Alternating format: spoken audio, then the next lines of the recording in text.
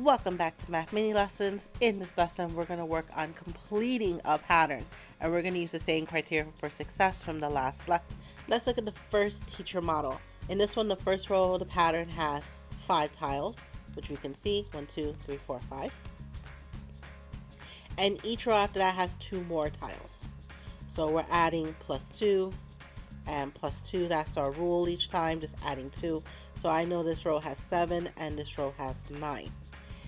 Which is true of the pattern of tiles. So just looking at that pattern 5, 7, 9, I know that 2 of these are absolutely false from the very beginning. I know that none of these numbers are divisible by 10, and if I kept going, some will be divisible but not all. And so far none of these numbers are even. Matter of fact, they're not going to be even because we have odd numbers plus an even number will always give us another odd number. So here are 2 choices. Is it a multiple of 3 or an odd number? And just think to yourselves, with just the numbers we have here, and even if we kept on going, continuing the pattern, are all of these numbers multiples of 3?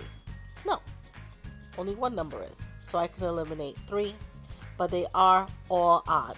And that makes sense because an odd plus an even will give us an even number. So let's hit pause and jot this one down into our notes. I'll do one more model before we do the guided practice. The beginning of a pattern is shown. Notice 2 of the numbers are missing. What is the missing number in the pattern? How do you know you are correct? So not only do we have to name the numbers, but we have to say how we know we're correct, give some reasoning to that. Okay. So let's study this pattern first for this first part of the problem.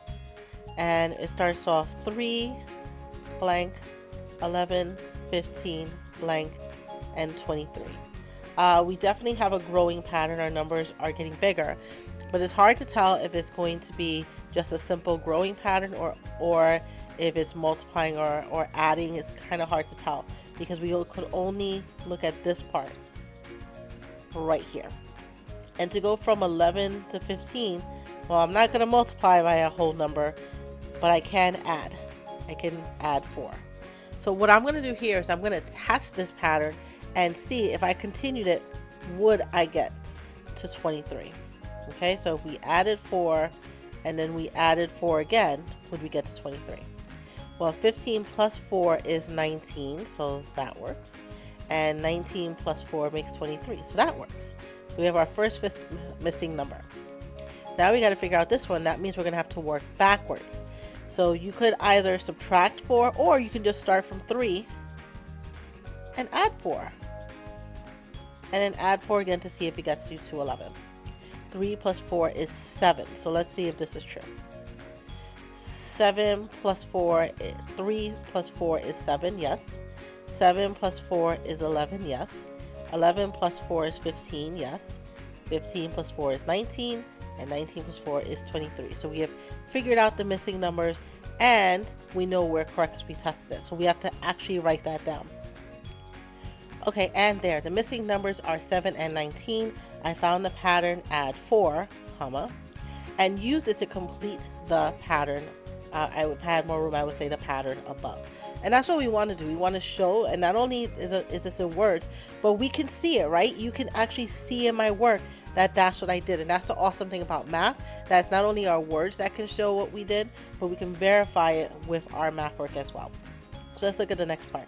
The pattern continues. Is the 10th number in the pattern even or odd? So that's nice and spicy.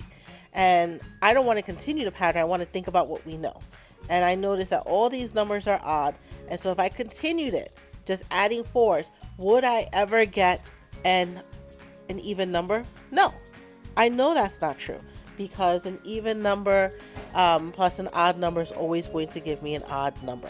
So I'm going to put that into my answer as well. And here's my response. The 10th number will be odd. The pattern has all odd numbers. If I keep adding 4, an even number, I will only get odd numbers.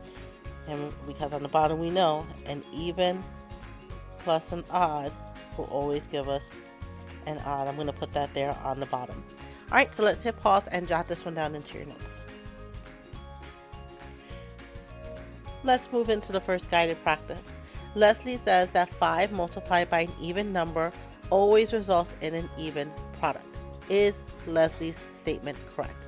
Explain your answer. Hit pause and try this out. And again, test it out and see if it's true, and use that, not only your words, but use your work to also verify your answer.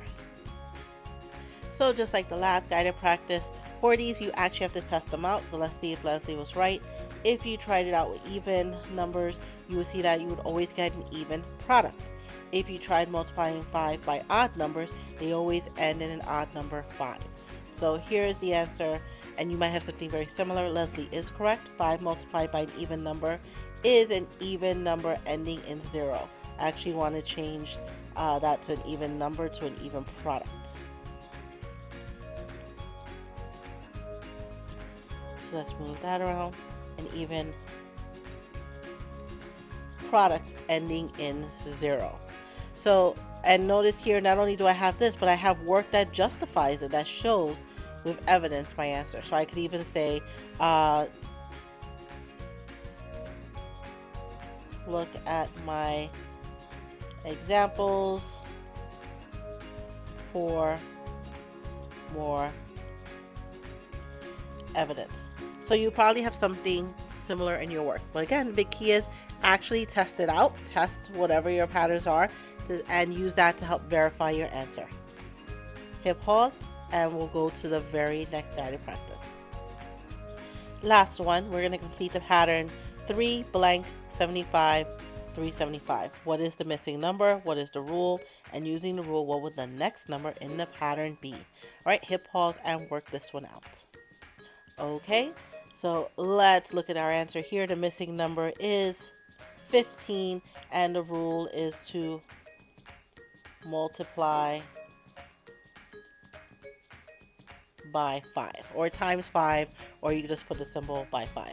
So how did we get that? Well, the hard part was we didn't have a lot of information here. We only had this little bit, but I can see the numbers are growing, they're getting bigger, but I could also tell that it's definitely not adding, because I can't add the same number and get up to 75 and up to 375 so quickly. So it's definitely a multiplying pattern. So to go backwards, I'm going to use the opposite. I'm going to use division to figure this out. So we can do 375 divided by 75. That's really hard division. So let's try skip counting 75s until we get to 375. How many 75s was this? 1, 2, 3, 4, 5. And that's how I figured it out, that our pattern is actually times 5. So our pattern is growing times 5. So then how do I go the other direction? I can start from 3 and we'll just continue that pattern and test it. 3 times 5 is 15. That's one of our math facts. And now we just have to verify, is 15 times 5 75? 5 times 5 is 25. 5 times 1 is 5, plus 2 is 7. So yes, our pattern works. 3 times 5 is 15. 15 times 5 is 75. 75 times 5 is 375. So now the last part is, using this rule, what would the next number in the pattern be? So now we have to do our last part, which is 375 times 5.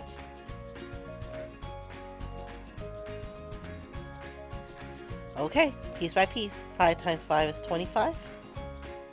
5 times 7 is 35. Plus 2 is 37. 5 times 5 is 15. Plus 3 is 18. So there it is, our final part.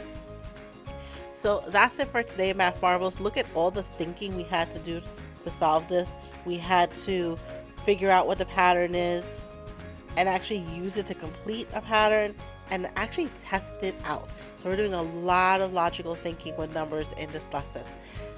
Keep going into your practice. That's what's going to help us become more confident, become more accurate, and get feedback. Do not be afraid to ask others where we're struggling, what parts do we understand, what parts don't we understand, and ask for the support so that you can become more consistent and get the correct answer, and that will make you feel more confident. That's it for today's lesson. I'll see you in another video. Take care. Bye.